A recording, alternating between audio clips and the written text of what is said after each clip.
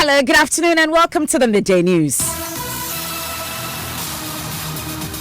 This bulletin is coming to you live from the Joy 99.7 FM studios, Kokumlemle in Accra, at digital address GA0993341. Also live on Love 99.5 FM in Kumasi, affiliates across the country, including Radio Max in Takrady, Bando FM in Bando, and Bishara Radio. It's on ABN Radio in London and around the world at myjoyonline.com. The news is brought to you by UMB Bank, UMB Speed Up, DigiBank, Let's Go, Super Sem Cement, Build Your Dream, and Telesol 4G, just a touch. In this edition, minority in Parliament kick against controversial comprehensive sexuality education program, warning it will resist any attempt by the government to introduce it. We still stand strong and firm that comprehensive sexuality education is rejected, and therefore this administration must bow their heads in shame, withdraw it, apologize to the Ghanaian people.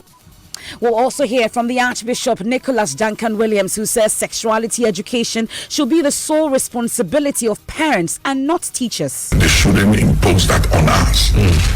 We are not going to conform to the standards of this world and what they call sex education if it violates our belief system. Driver seen in viral video footage fighting policeman now struggling to find a job 6 months on as assault case drugs. I feel sad within that I should be involved in such a problem. On that day, I set out to make a living. I am not working. From when the issue happened, I have been idle at home. We have details plus hear from his lawyers, and later we'll be in the Western region where a man has killed his own mother.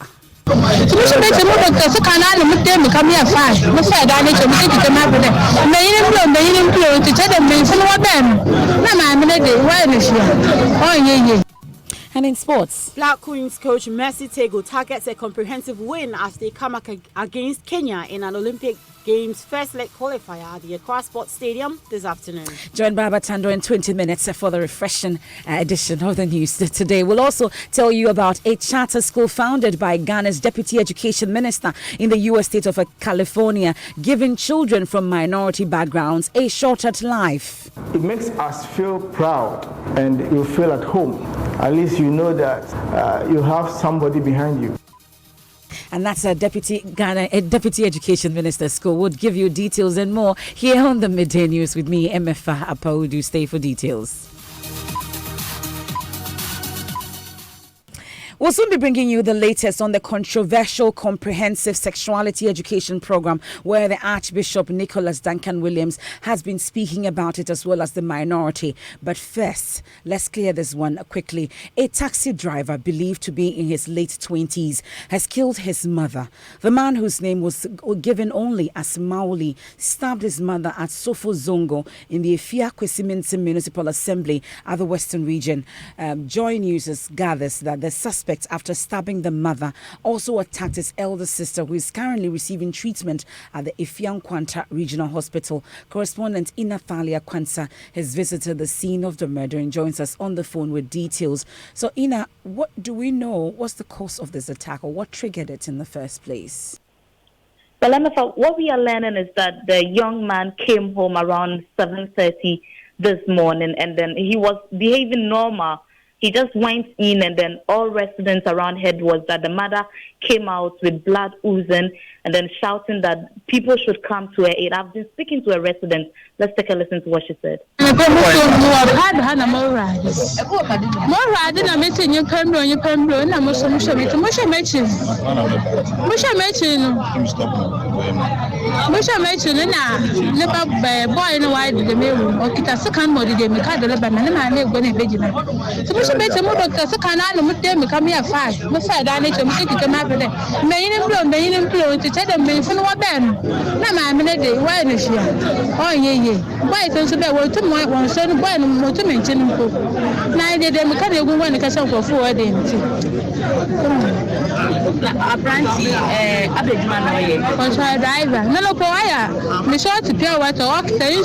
Small one. Since I born 5 minutes, working in super diagram. Oh, you don't find out case from this car come on, madam. That's why it's no case. So I do 5 minutes to put a meter with me from the mine. You go one I can sell for forwarding. Now, Ina, this resident has been speaking in Fanti. What exactly did she tell you? So she tells me that the man in question came home, and then she had even asked him to bring her some sachet of water. He had brought it, and then after 5 minutes, when the guy entered the mother's room, she heard the mother screaming outside, calling for help. And then she and other residents also had to run away for their life because they saw the young man with a knife. Before people could even come to the aid of the mother, she had already passed on. Now, we're told that he attacked the elder sister as well. What's her condition? We know the mother died, but what's the condition of the elder sister? Yeah, so the elder sister right now is at the Fiel-Quanta Regional Hospital. We are learning that she was first taken to Jemima Hospital, which is closer to where they live, but her condition is so critical that they have to transfer her to the Fiel-Quanta Regional Hospital, where we are learning she is currently responding to treatment. But where's this gentleman as we speak? He is in the custody of the Kwesimintin Police Command. I have been there, and they have confirmed the murder, but they are unable to tell me what really had caused it. The investigation is still ongoing, they tell me. As and when they have enough evidence, they would communicate. Is he known to undertake such attacks? Has he ever done anything like this before? I'm sure you've been interacting with residents about him. Yes, but for residents, they say this guy is very normal. He's calm, and they do not even know why he did this. A resident told me that after he had stabbed the sister, he was the same person who went and then called a taxi to pick the sister to the hospital. So they find it a bit strange. Some of them believe that there is some spirituality connected to his attitude. Natalia, we're grateful. Natalia Kwanza there reporting from the Western region. She'll be following up on this matters, and when we get the very latest, we'll bring it to you. You're still listening to the Midday News here on Joy 99.7 FM. Now let's head on to this controversial issue. The minority in Parliament is demanding the immediate withdrawal of the so-called Comprehensive Sexuality Education Program, insisting the introduction of the CSE will compromise the country's values. The minority wants government to render an apology to Ghanaians for even considering the idea of teaching the subject to school children. Now, there's been an uproar following a recent revelation that there are plans to introduce the program to children, including 4-year-old kindergarten pupils. A document on the subject designed in LGBTQ colors details how children will be taught about condom use and choosing their gender. The minority MPs find this offensive. We wish to place on record that we are on all fours with the leadership of moral society, religious leaders, parents, civil society groups, and members of the Ghanaian public in general who have voiced legitimate and justified revulsion over the introduction of the comprehensive sexuality education into the curriculum of basic schools in Ghana. The minority condemns in the strongest terms possible the reckless CSE agenda of the Nana Addo Dankwa-led government, which by all standards is not just repugnant to our values and cultures as a people, but more importantly, an affront to our values as a people. You heard the minority leader Haruna Idrisu. Meanwhile, government has since denied ever approving any document that teaches comprehensive sexuality education, but that's not without a number of contradictions. But my colleague Parker Wilson is at that news conference and joins us live on the line. Now, Parker, the minority leader Haruna Idrisu says he's shocked by government's denial that it contributed to the introduction of the CSE program. Tell us a bit about that.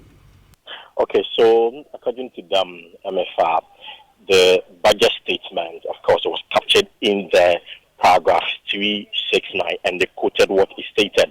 And again, the president in the State of the Nation address also mentioned the introduction of the comprehensive sexuality education program. So they are shocked that with all these evidence abound, the government, through the education minister, is actually denying the fact that they intended to introduce the controversial sexual education program. We have taken judicial notice of the pathetic attempt by the Minister for Education, the Honorable Dr. Matthew Koku Prembe, at the press briefing on 1st October 2019, to deny government's involvement and complicity in its active implementation of this CSE agenda. You recall the same minister even attempting to blame President Mahama and the NDC for failed placement into senior high school and blaming hijackers and hackers for that purpose.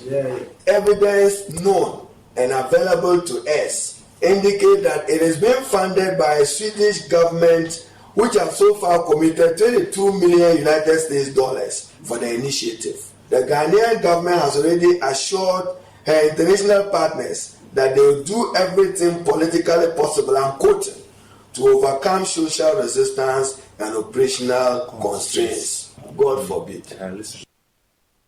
Now, Paka, we know that they're asking for the immediate withdrawal of this. The government or the Ministry of Education, I should say, have also denied ever wanting to implement this, and amongst others. But did the minority say exactly how they would reject this? Did they say anything about that? Well, let me say, they were not categorical on that. They claim that they believe that the minister and government would do what is right because of the number of resistance that we have seen over the weeks or days gone by, and that they will be monitoring the event. If government fails to do what the people are demanding for, they will take the next line of action. But as to what exactly they will do, they never mention it.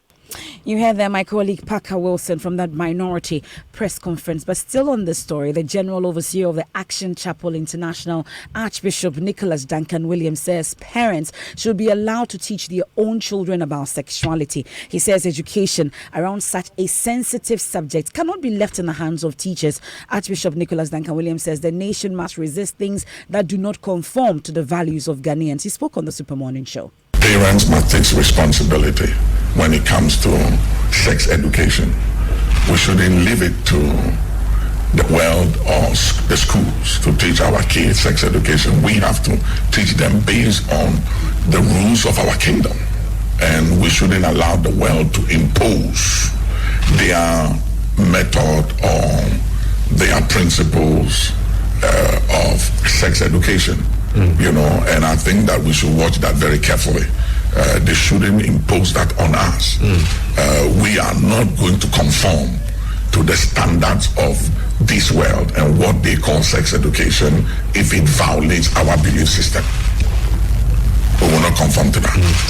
Some have said that there's too much controversy around the subject, so let's just go back to what was, where no one had a problem in the first place. Would you subscribe to that? Yeah, I'll subscribe to that. I mean, we have to be very careful, especially as our society here, in some of the things that comes from other countries. You know, as education, we must look at our tradition, our culture, and see what works for us. When it comes to sex, it's not even an issue of the schools. Okay. It's the responsibility of parents.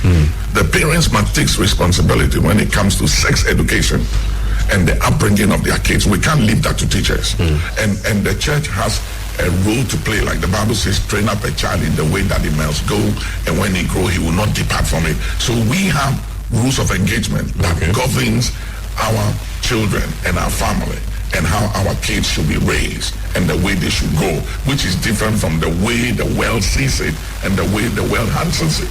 So they shouldn't come and superimpose their way of doing things on us because we belong to a different kingdom from them.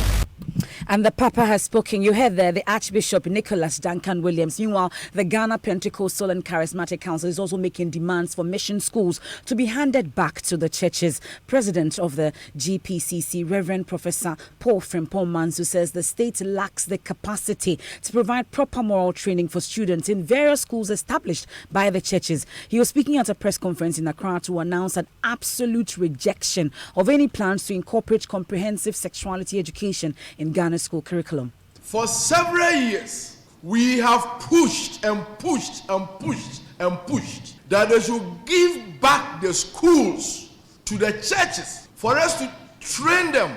It is not happening. May I make the proposal that if government will not give us the school, then there should be partnership. They take the hardware and we take the software. They can build for us, they can pay the salaries, they can do the infrastructure. Of course, we will help. But the moral training and the upbringing of the children should be given to the churches to control and have authority so that we will bring out good, matured people in society. You are the president of the Ghana Pentecostal and Charismatic Council, Reverend Professor Paul Frimpong Manso. Now let's head to Parliament because they've rejected claims by the Special Prosecutor Martin Amidu that the House is obstructing his work. In a statement, Parliament cited a recent interview in which Mr. Amidu claimed he faced a lot of resistance in his prosecution of MP Mahama Ayariga. In a bipartisan manner, there have been attempts to sabotage my work. But in this situation, you have people from the legislature being the majority in the executive. So when you're going after somebody who has abused his office, you're also going after the same person who is a member of the legislature. So when I signed one former minister to court, the speaker invited me to his office and tried to persuade me as to how I should behave. Was I set up as a citizen vigilante to come as special prosecutor so that at the end of the day, failure will be put on me? I don't want anybody to put the failure to be able to nip corruption in the back on me.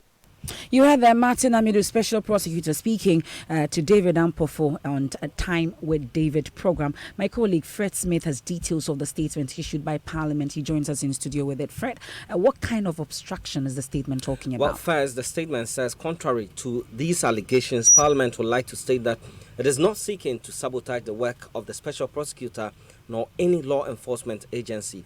It says, indeed, our engagement with the Special Prosecutor was a follow-up to a letter dated the 23rd of May 2019, which he had written to the Speaker, whereby Mr. Amidu requested the release of Honorable Mahama Ayariga to be arraigned on the 4th of June 2019. Parliament on 31st of May 2019 wrote to the Special Prosecutor recognizing the role of the letter in the fight against corruption. Parliament invited the Special Prosecutor to further discussions on the matter, and according to the letter, the meeting was to dialogue with your high officers as to how your office and the court could be availed of Honorable Ayariga for arraignment before court with due regard to his privileges, the presumption of innocence, and in a manner which will enable him to continue to efficiently perform his parliamentary duties, end quote.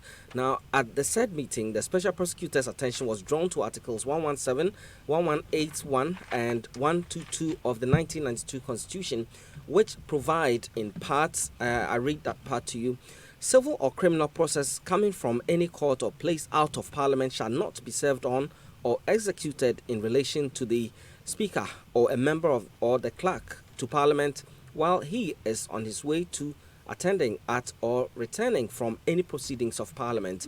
Now, it says that it is clear from the onset that the Special Prosecutor knew the purpose of the meeting and he elected to come. Indeed, he was accompanied by an official from his outfit at an open meeting in the Speaker's conference room with the Speaker, the majority and minority leaders, the ranking member of the Constitutional, Legal and Parliamentary Affairs Committee, and the clerk to Parliament. So to suggest that therefore that the Speaker had a privileged meeting with him or to get him to approach the prosecution wrongfully is unfounded. Okay, so that's a statement from Parliament saying that the House is not sabotaging the Special Prosecutor's work. Fred Smith looking good, by the way. Thank you for details of that statement. Now, a commercial driver, Francis Boabing, was seen in a viral video footage 6 months ago fighting a policeman. He later alleged he was provoked, but Boabing was charged with assault and put before court. Joy News' Joseph Akablay caught up with him months on at his residence near Budumbure. He recounts his struggles over the period, including his inability to find another job. There are many issues that gets Ghanaian talking generally. One of such issues happened sometime in March 2019 when the video went viral of a driver fighting a policeman. Months on, we've forgotten about this particular incident, but it crossed my mind and I decided to find Francis Boabing, who was at the center of this controversy. Hello, Francis. Hello, bro. How are you doing? I'm in your neighborhood. Where can I find you? Let me meet you. Oh, okay. Let's find a place to sit. We first watch the video that caught the attention of many. Francis wears a worried look as the video starts rolling. He's seen in a white armless shirt.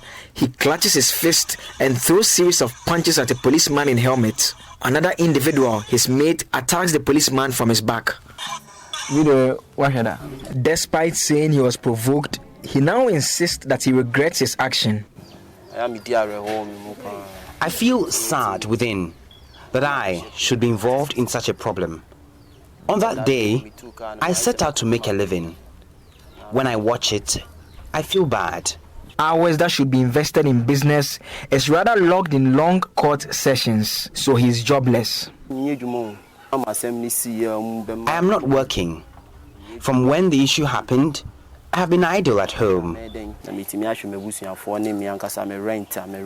So you can imagine, how would I survive? I'm really struggling and I am ready to work, but I just can't find work to do.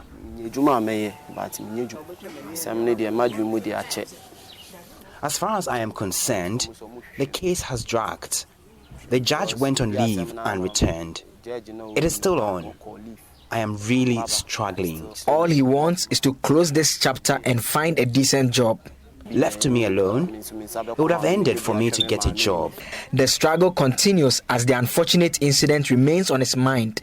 But Francis is confident he will walk away a free man, but has a piece of advice to the people who are provoked. Don't mind him or run away, because what I have been through and suffered at the hands of the police, I will just run away next time rather than fight. The wheels of justice indeed grind slowly. Beautiful report there put together by Joseph Akable. At the midday news, we'll take a quick break and look at our top stories. Before that, minority in parliament kick against controversial comprehensive sexuality education program, warning it will resist any attempt by the government to introduce it. We also heard from the Archbishop Nicholas Duncan Williams, who says sexuality education should be the sole responsibility of parents and not their teachers. Still to come, we'll tell you about a charter school founded by Ghana's Deputy Education Minister in the U.S. state of California, giving children from minority backgrounds a shot at life. It makes us feel proud and you feel at home. At least you know that you have somebody behind you. Ghana, so we correct medicine pa. And me kwasi super. Me ye super medicine ankasa. Because our job no enye better. They won't see how beautiful and high quality your work is. That be what them they use believe you. That be why me too. It be only super cement at the use. Cement mu cement. Cement papa pa. Inti me cries in from me kwasi super. Because me the super cement and DVD cry. Super cement is designed to ensure that your buildings stand strong for generations. Build with Super Cement. Build your dream. Build. Thanks for staying with us here on the Midday News. And Baba Tando has today's edition of sports. What's in sports, Baba? So, MFR, in just about 3 hours from now, the Black Queens will face their counterparts from Kenya in the third-round Olympic Games qualifier at the Accra Sports Stadium. Now, after weeks of preparations, the Queens will be hoping to get a good result to make the second leg a mere formality. Here is their head coach, Mercy Tego Kwaku. Yeah, unfortunately, last year when we were preparing towards the Alcon, we did some tour. And we happened to get to play with Kenyans, so at least we have a fair idea about the team. Automatically, when you are going for international competition like this, whether you like it or not, there will be a little pressure. But you need to soak it because you are playing home first. And I believe that with home support and the fans, I believe seeing them on the stands and encouraging them, they will put whatever they have into play, and we all see victory. Mercy Tego Kwaku is head coach of the Black Queens. Also happening today, MFR Team Ghana will be in action at the ongoing IAAF World Athletics Championship in Doha. The male and female relay teams will be in the semi-finals of that event. Their coach, Leo Miles Mills, has been speaking to a man on the ground, George Adu Jr., as to their preparations going into the event. We need to be more organized. You see, the men's 4x1 came to Morocco, I should say, without any expectation, because nobody knew about them. The unexpected happened, unfortunately, in the girls. But we don't want that to happen. The longer you guys stay together, the better it is. The US have been dropping the baton. They think they are fast, which they are, but it's shown in the past championships or even the Olympics where they've dropped the batons. And everywhere. But I'm saying if we are together for longer periods, when we get to finals, then our hope is to hopefully be in the top 3, the medal zone. If not, be in the finals alone, that would qualify us for the Olympics next year. And that would be another great achievement. Right, MFR, that'll be all for sports for now. Thank you, Baba. We wish them all the best. Now let's head to the Ashanti Regional Capital, Kumasi, because a 15-year-old physically challenged girl who was sexually abused and impregnated by her stepfather has been left paralyzed after giving birth. Her mother allegedly failed to report her ordeal to the police, apparently to cover up for her husband. Erastus Asaridonko has more in this report. The teenager, whose biological father is deceased, used to live with her mom and 6 siblings in this dilapidated structure. She tells me her father started making sexual advances at her. When my mom had gone to the farm, my father tried having sex with me and I protested. When I told my mother on her return, she said she was going to report him to the police, but she didn't. The next day, when she went to the farm, he forcibly had sex with me. According to her, the abuse was persistent when the mother left her in the hut for the farm. She got pregnant, went through the grueling 9 months and gave birth unattended on the bare ground in front of their hut in the village.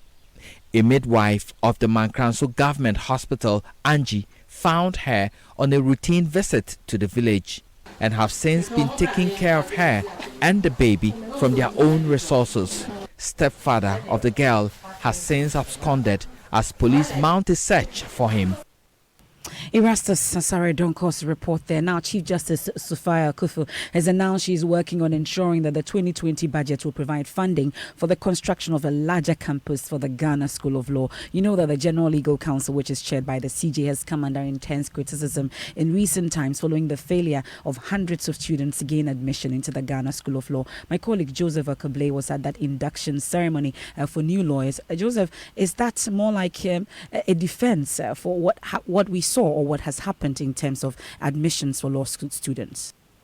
In fact, MFI says despite the fact that the JLC maintains high standards in terms of admission process, the numbers have increased over the years, and despite the plans to expand the facility, they have no intention of lowering the standards of the legal profession because there's a challenge with quality currently, and that is why many lawyers tend to breach the ethics of the profession. You heard that my colleague Joseph Akable will bring you more on that in our subsequent bulletins. But Ghana's Deputy Education Minister, Dr. Yao Educhum, is a celebrated educationist with over 2 decades of experience, but did not know he rose from being an ordinary teacher to owning an award-winning charter school in America's second largest city of Los Angeles. Charter schools are privately operated schools, usually with higher premium in the U.S., enrolling nearly 1 in 5 students in the country's second largest school system. My colleague Justice Bedu visited the school in downtown LA and filed this report. In one of the busiest neighborhoods in Los Angeles, Dr. William Okaite, headmaster for the new design school, see you on Tuesday, rolls up his sleeves and gets onto the road, stopping cars so children could cross to school. This school was set up to prepare kids for college and also for careers. And so part of his work every day is to welcome children into and out of school. Have a good weekend. See you on Tuesday. This is way different from what head teachers like him are used to doing in Ghana, from where he came to form this school together with Dr. Yao Educhum, who now has gone back to Ghana to take up a job as Deputy Education Minister. Dr. Educhum, his vision was to look for the best and the brightest from Ghanaians, Africans. This is our 16th year running these schools. We have grown from 100 students to 1,400 students and going to 1,500. From a few employees to right now we have almost 200 employees. Do what I told you to do before I give you work to do. Middle-aged David Menu came to the U.S. as a trained teacher in 2010. He is just one of several Ghanaians working here. It makes us feel proud and we feel at home. You have a story there of Ghana's Deputy Education Minister, Dr. Yao Educhum, worth celebrating. What's trending on social media, Mapito? People are still talking about the comprehensive sexuality education. This one is from Ed Francis Kofi, who says the CSE may be taken out of our curriculum, but the fact still remains that our hypocrisy at all levels is legendary. And this one is from Kojo, who says we should take it out, we don't want it, and we're calling against it. And that's it for the midday news. Thank you, Maps. There's more news when you log on to myjoyonline.com. I am MFA Apo. Please enjoy your weekend and stay safe.